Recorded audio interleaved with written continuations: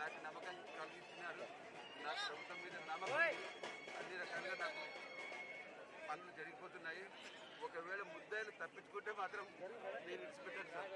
నాకు మూల ఊపిరి పోయేంత వరకు నేను పోరాడుతున్నా. రాజమండ్రి నడి గడ్డ మీద కూర్చుంటా, నేను పోరాటం చేస్తా. దోషులు తప్పించుకుంటేనే మాత్రం సార్ సెక్షన్లు పర్ఫెక్ట్ గా పెట్టేయాలి సార్.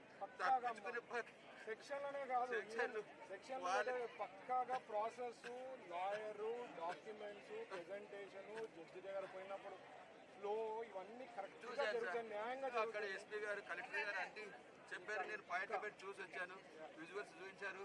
అవి చూసిన తర్వాత నాకు నమ్మకం వచ్చింది, వాళ్ళు పర్ఫెక్ట్ గా పని చేస్తున్నారు. నాకు డౌట్లు ఉండే, అందుకొరకే నా కూతురు ప్రాణాలు కొనవుపురితో కుట్టుమిట్టాడుతుంటే కూడా మిడ్ నైట్ వెళ్ళిపోయాను హైదరాబాద్ నుంచి. అక్కడ ఏమైనా పొరపాట్లు జరుగుతుంటాయని పర్సనల్గా నేను కంప్లైంట్ ఇచ్చింది లేదు, వాళ్ళే ఎఫ్ఐఆర్ బుక్ చేసినారు. అది సెక్షన్ చూస్తే వీక్గా ఉంది. నాకు డౌట్ వచ్చి వెళ్ళిపోయాను సార్.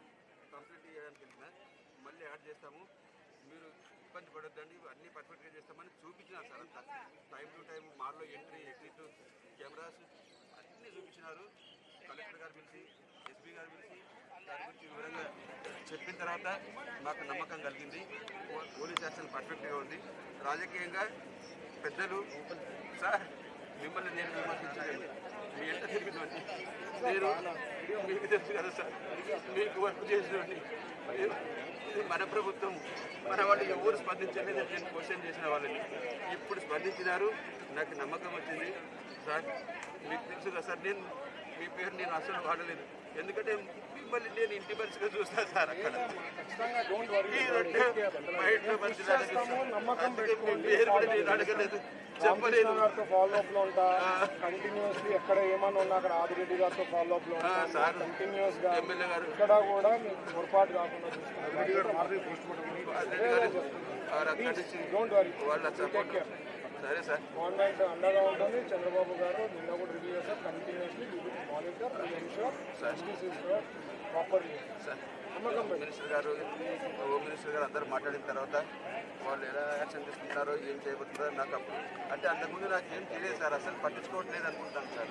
తర్వాత వాళ్ళు వచ్చి చెప్పిన తర్వాత నాకు ఇన్ఫర్మేషన్ లేదు సార్. నేను ఏమనుకోవాలి, 5-6 రోజుల కిందట ఫోన్ చేసి నాకు అడిగారు, ఎస్పీ గారితో మాట్లాడాను సార్, గుర్తుందా? 5-6 రోజులు ఇంకా తర్వాత సార్ రాత్రి ఎస్పీ గారితో మాట్లాడి ఫాలో అప్ చేసి, సార్ ఇట్లా అనుకుంటున్నారంటే లేదు సార్, కంటిన్యూస్ టచ్లో ఉన్నాం, ఎక్కడ పొరపాటు జరగదు,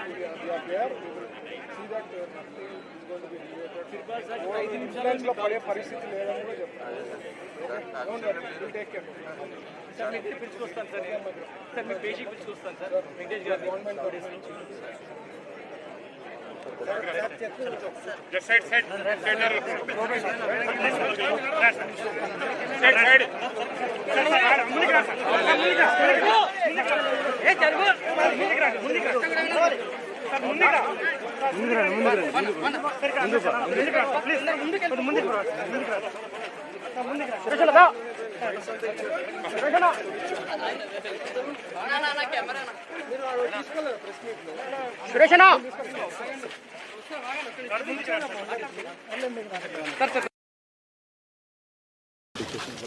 చైర్మన్ సార్ ప్రెసిడెంట్ గారు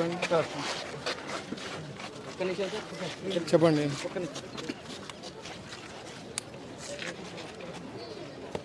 ఓకే సార్. మెడకో ప్రియాంక ఈ ఘటన విషయంలో ఏపీ గవర్నమెంట్ తదుపరి ఏం చేయబోతుంది? ఏపీ గవర్నమెంట్ చాలా సీరియస్ ఉందండి ఈ సబ్జెక్ట్ మీద. అందుకని నిన్న కూడా ముఖ్యమంత్రి గారు దాదాపు 2 గంటలు రివ్యూ చేయడం జరిగింది. పేరెంట్స్తో కూడా డిస్కస్ చేశారు. ఏమేం జరిగింది minute to minute sir understand చేసుకొని ఎట్లా చేయాలా, ఏం చేయాలా, న్యాయంగా కరెక్ట్ సెక్షన్స్ అనుకోండి, ప్రజెంట్ చేసే ఛార్జ్ షీట్ అనుకోండి, ఫ్యూచర్లో కరెక్ట్గా పోతుంది. ఫాస్ట్ ట్రాక్ అని ఇక్కడ రిక్వెస్ట్ చేస్తున్నారు అందరు పబ్లిక్ కూడా. అది కూడా దృష్టికి తీసుకోపోతా, సార్కి దృష్టికి ఎల్లుండి సార్ని కలుస్తున్నప్పుడు దృష్టికి తీసుకోపోతా. ఇవన్నీ కూడా తెలుసుకొని she was a bright student అని చెప్పి ఎంబీబీఎస్ కూడా గవర్నమెంట్ సీట్ రావడము, కర్నూలు మెడికల్ కాలేజ్లో చదివింది.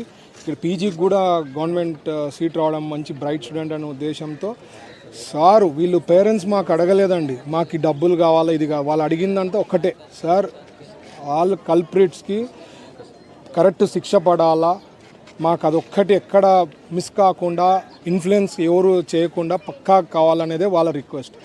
బట్ మా ప్రభుత్వం ముందుకొచ్చి 20 లక్షల రూపాయలు కాంపన్సేషన్గా ఇవ్వడం జరిగింది. ఇప్పుడే చెక్ హ్యాండ్ ఓవర్ చేయడం జరిగింది వాళ్ళ పేరెంట్స్కి. అలాగే 10 lakhs ప్లస్ మెడికల్ ఎక్స్పెన్సెస్ ఏమో అయినాయి, అవి కూడా రీయింబర్స్ చేయబోతున్నాము. పీజీకి సంబంధించిన సీట్కి దాదాపు 10-15 లక్షల పైన ఖర్చు పెట్టారు సీట్ కోసము. ఆ డబ్బులు కూడా రిటర్న్ వాళ్ళకి వచ్చేలాగా చూసుకుంటాం. లాస్ ఈజ్ అ లాస్, అది ఎవరు వెనికిది.